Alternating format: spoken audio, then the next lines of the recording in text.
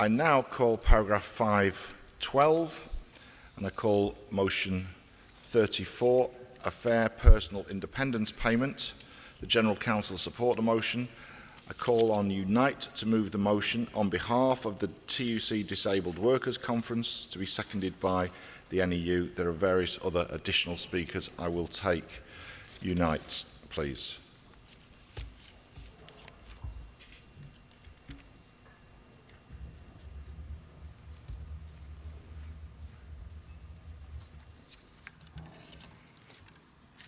Congress, before I start, just in case I'm going for the speech and I struggle with reading it, I may put my glasses off, not trying to look cool, they just help me read it a bit better. So just to let you know that, all right? Right. My name's Martin Gwyfer. I moved in this motion for the TUC Disability Conference. This motion is about bringing an end to the hostile environment the last government built against disabled people. It is time to end the humiliating, dehumanising process of getting help. It is time to support people into work, not to... I'm going to have to put them on now. Not to make the lives of disabled people even harder. For years, Tories deliberately confused the process of personal independent payments to ramp us up into a hateful rhetoric. The reality is that PIP eligibility is based on whether someone's impairment or health condition affects their day-to-day life. We have been left with a system where people are made to feel guilty, undeserved, and desperate need.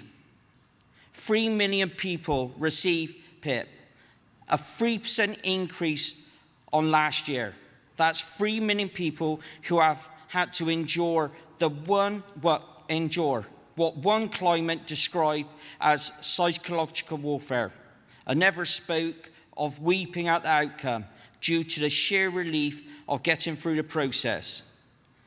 Another claimant reported feeling tricked into phone assessments where assessments were trying to disprove their claims. Our motion calls on the government to prove it is on the side of disabled workers. I'm going to say that again. The government to prove it is on the side of disabled workers. We are calling for a new fair and care system. This must include replacing tick box assessments with proper discussions with medical professionals. Give a real support for people whose impairments and difficulties are not always visible. End privatisation. There can be no place for profiteering in our welfare system. Congress, please support this motion. I move.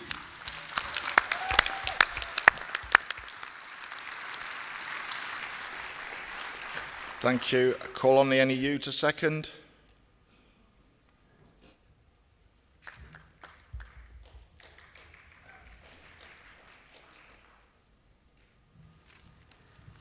Colleen Johnson from the National Education Union, seconding motion 34. President, Congress, the Labour government says it wants to get more disabled people into work, but it is really important that this move is supported well. We know that there is a teacher recruitment and retention crisis, and employing more disabled educators could be part of the answer. Many disabled workers work part-time or flexibly in order to manage their impairments, and often, but not always, this leads to less pay. Now, this is tricky, as being a disabled person often means increased costs, for example, relating to heating or travel. Some NEU disabled members receive PIP payments in order to travel to and from school or college. Others receive PIP to help them get up and dressed and ready for their day at work. Recently, I heard about our member, Marina. a secondary art teacher, and her personal assistant Alice, who supports by fetching and carrying art supplies and does many other tasks. Alice's support is paid for by PIP, and Marina and Alice are a great team indeed. Now, at the minute, PIP assessments are carried out by administrators with little of the necessary knowledge, and this is far from acceptable. Specialist input is needed from medical professionals and/or individuals who have experience or knowledge of specific impairments. Assessment needs to be respectful and constructive. At the minute, roughly 75% of decisions to turn down applications for PIP are overturned at tribunal. The system is broken. In the worst case scenarios, disabled people with lifelong conditions have been reassessed, and reassessed. And this is both unkind and offensive. It is important that the welfare system is changed so it is well funded and works for disabled workers in a dignified and truly supportive way. If this is not done by the new government, then disabled people will yet again become the target of the gutter press and the next scapegoat for the far right, being labelled as lazy, work-shy scroungers. So let's be clear here, supporting disabled people into work costs, and that money must be found. And that's one good way to build economic activity. Congress, please support this important motion. Thank you.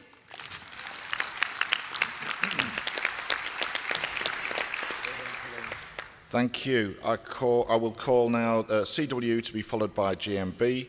Jonathan Coles from GMB will speak from his seat. CWU, please.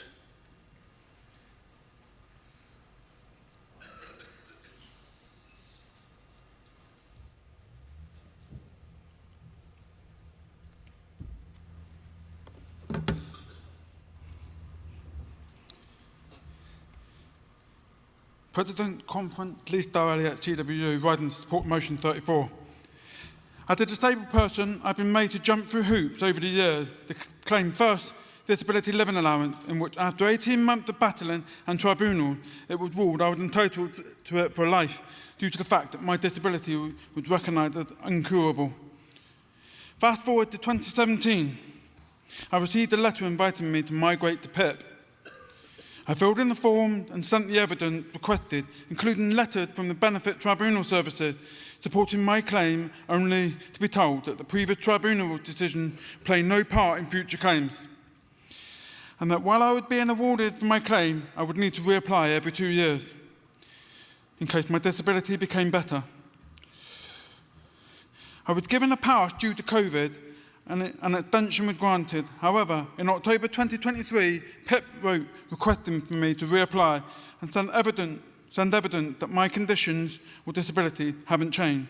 To date, I still do not have a decision and could have my PIP withdrawn and potential threat of having to repay what I've been paid since last October. The DWP have admitted that they are understaffed and struggling to process any benefit claims, both old and new. Yet with regard to many disability claims, the claimants originally had evidence and decisions via benefit tribunals stating medically in their lifetime their disability wouldn't improve, get better. This should have been a simple process of simply transferring them to the new PIP system, therefore reducing the workload. However, the previous Tory government didn't want to do this, choosing to attack and demoralise disabled claimants, along with overworking an already stretched DWP and contracting expensive, poor outsourced companies such as ATOS to further attack and complicate matters. Disabled people shouldn't be forced to endure this humiliation and stress just to get access to the support we're entitled to. It's about respecting our dignity and human rights. The system failed to do this on every level. We need the solidarity of the union movement to create change. Going forward, we need a Labour government that will listen, end the attacks on disabled people, and take a real, adult, sensible, human approach. I support.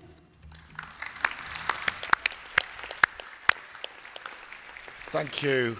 I call GMB. Jonathan Coles, GMB, President, Congress, first-time speaker, first-time delegate. I currently have difficulty standing due to severe external infections and a lack of health service. Those of you at the Disabled Workers Conference will have heard me outline some of the issues with PIP. I work as a Housing Benefits and Welfare Benefits Officer. Part of my role is to give advice to people on state benefits and help with completing attendance allowance, PIP, universal limited capacity to work claim forms, and a lot of mandatory reconsiderations via office appointments, surgeries, multi-agency events and home visits, even with my feet. The number of mandatory PIP reconsiderations my team have to deal with is a lot. To get PIP, you need 8 to 12 points, depending on the level. The number of decisions showing 0 points is quite alarming. Even if they don't think someone qualified, they just need to acknowledge where they score. In the last year or so, the number of people losing their benefits and reviews is a lot. The previous government reducing by at least 4%, although we just heard it's gone back up again. Phone review seems to be the way of doing this. They can have nearly 2 hours of questions, then clarification questions. It was an eye-opener supporting a couple of people who had phone assessments. I've heard horrendous excuses of why they were told they're not in need. You were playing with your child, so you're not disabled. No, they're asking their child if they could play quietly a bit longer while they finish the assessment. A common one, you can drive a car, which is complex. No, you've driven for years, it comes naturally, and you can't use public transport. And have you seen the pain getting in and out of the car? Oh, you can get to another place in London, so can plan journeys. No, the support group is named after another place in London. It's actually near to where the claimant lives. Oh, you understood the condition and your needs, and you're not getting specialist support.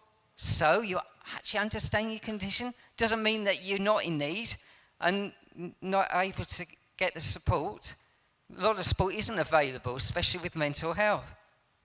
You are calm and understood the questions. On the phone, you can't see what someone is going through. And do you have to swear at the assessor to get PIP? Appearing to understand doesn't mean that someone actually does. It's difficult to assess, I agree, but ignoring medical evidence, misrepresenting what was said on the phone, holding face-to-face interviews at 9 a.m. some distance away, saying you can walk without seeing if you can are examples of unfairness.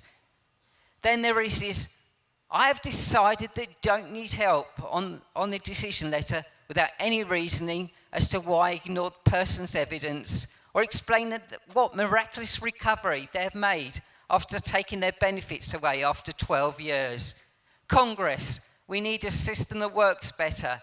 We need a fair new deal for those who can or cannot work. Please support this motion.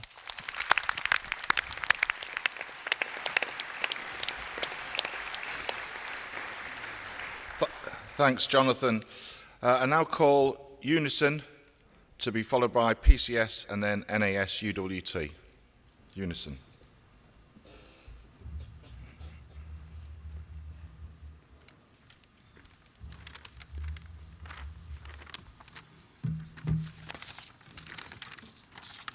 Good morning, President, Congress. I'm Councillor Lady Lolo Yewusi, first-time delegate, first-time speaker, Unison. Congress, this is a very important discussion that we're having this morning. And I wouldn't like us to go away from here today and basically forget about it. Because when we look around, it's affecting quite a lot of our members and our families.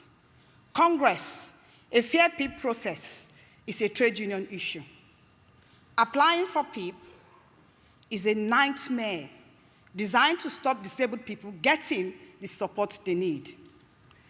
If the form doesn't make you give up, the assessment itself will probably kill you and discourage you.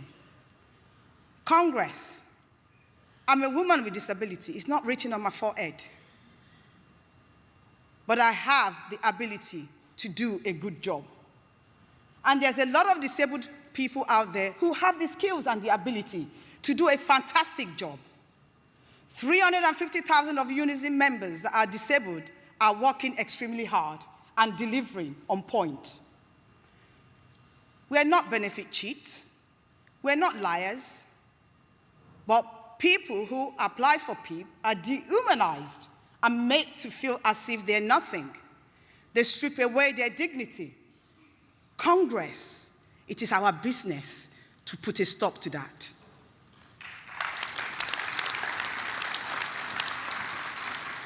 Congress, I tell you today, there's a lot of disabled people that wants to work. That's an opportunity for more trade unionists that we could have here with us in our different unions. Congress, a lot of people have been stereotyped and make them feel that they are the ones to blame for their disability. Congress, it has to stop. I'd like you to just bring out your phone. We're not asking for too much. You know what we say? Nothing about us without us. Otherwise, this cycle of inequality will be revisited upon the next generation, and we don't want that. If you have your phone, please bring it out. Touch the touch. Congress, I'm asking that you help us to shine the light of disabled workers. Shine the light of disabled workers. Shine the light of disabled people out there who want to work. And don't let us be part of the people that wants to dim their light.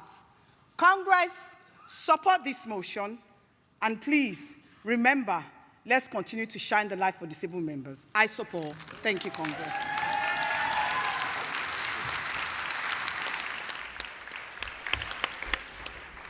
Thank you very much. A first there, I think.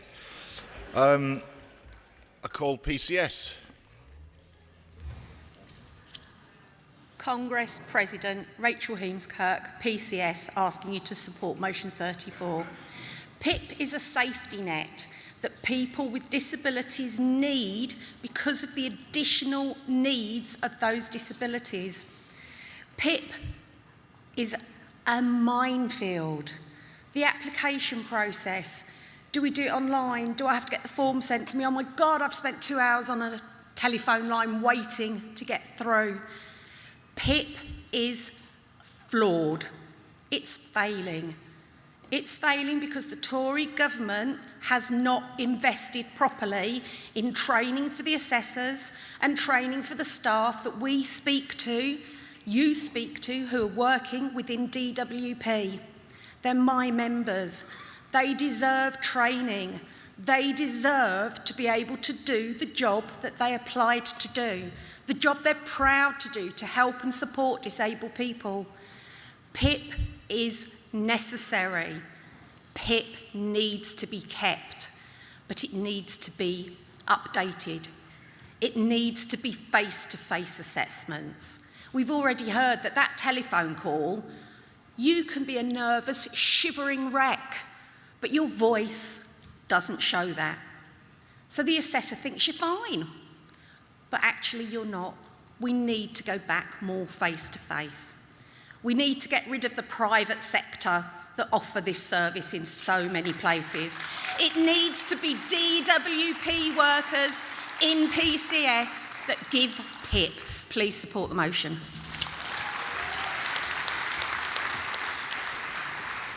Thank you. Call NASUWT.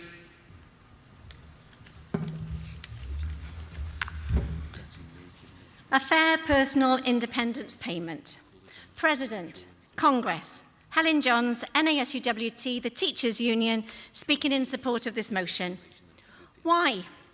Because dignity, fairness, and equality are not too much to ask.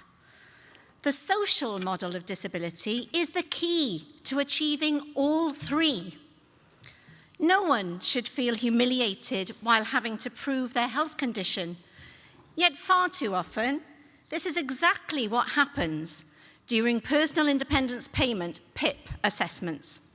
Charities such as Scope, Citizens Advice, and Disability Rights UK have evidenced the hostility, mistrust, and suspicion that define many PIP assessments. Claimants are made to feel like they're being caught out, rushed through the process, or asked to perform inappropriate physical tasks that cause them pain and embarrassment. For those with complex and progressive conditions, such as multiple sclerosis, the process can be particularly demoralizing, In fact, around 1 in 3 PIP applications from people with MS are refused. In March this year, His Majesty's Courts and Tribunals Service reported that 70% of all PIP appeals between October and December 23 were won. By whom? By the claimants. This statistic reveals the deep flaws in the system. And there's more. In April, the United Nations Committee on the Rights of Disabled People published a report strongly criticising the UK government for its systemic violations of disabled people's rights. The report found no progress since 2016 and, in fact, highlighted regression in the government's efforts. The UK's social security system was described as devaluing disabled people and undermining their human dignity. The UN report also condemned the pervasive framework and rhetoric of the system, which portrays disabled people as undeserving and willfully avoiding work, leading to increased hostility and hate speech against them. Congress, we need a cultural shift, and it has to start now. The new UK government must take immediate action to create a quality system where dignity is the norm and PIP assessments are truly fair. Let's support this motion. Let's break down the barriers to independence and restore dignity for all. Solidarity and thank you.